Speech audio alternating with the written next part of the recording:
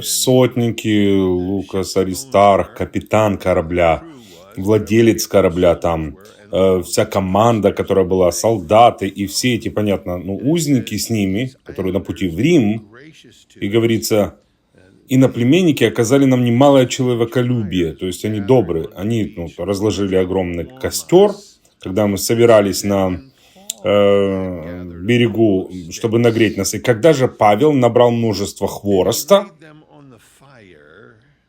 и клал на огонь, этот костер, тогда ехидна,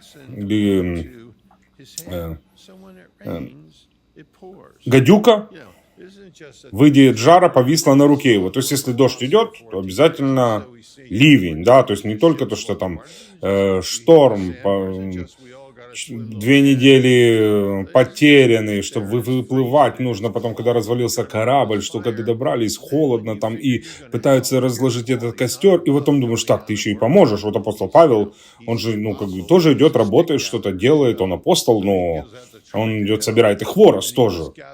И вот представьте, он пытается помочь, и вот собирает этот хворост. Я не знаю, вроде бы у него там проблемы с зрением, и, возможно, не знаю, на него, наверное, змея смотрела, он думает, странный хворост какой-то, взял.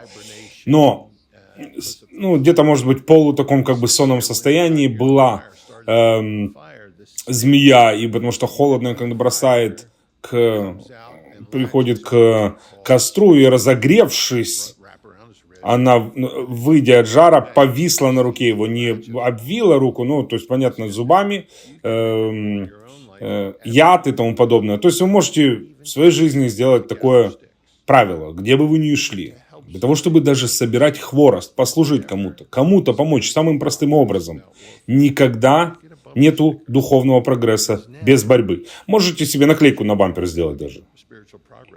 Всегда идет борьба, если есть продвижение духовное, какой-то прогресс. И по-разному происходит с нами. И враг это знает. Он знает где-то в нашей броне, где пробраться, что-то сделать. И то, что напрягает одного человека, не напрягает другого человека вообще. И я не тот, который... я не обвиняю дьявола во всем. То есть я не верю, что если...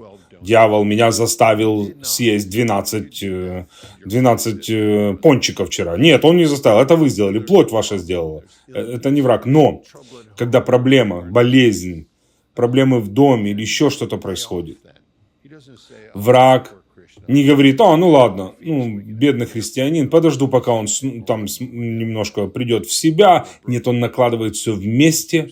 Когда мы уже сломлены, когда тяжело, он больше и больше. Это я не знаю, процент какой, поэтому в плохой ситуации, не знаю, 30% того, что напрягает нас, это уже борьба какая-то, или 20%, 60% из того, что происходит в нашей жизни, я не знаю. Но вы можете посмотреть на самые практичные вещи, которые вы делаете. И представьте, апостол Павел просто собирает хворост. Он не должен, он же апостол, он не должен, он помогает, он хочет что-то тоже сделать, собирает хворост, несет, бросает туда в этот костер, потому что он знает, что Господь спас всех их. Господь любит всех их. Послал ангела и сказал ему об этом. И когда он в процессе, когда он делает это, вот эта гадюка или ехидна повисла на руке его, выйдя от жара.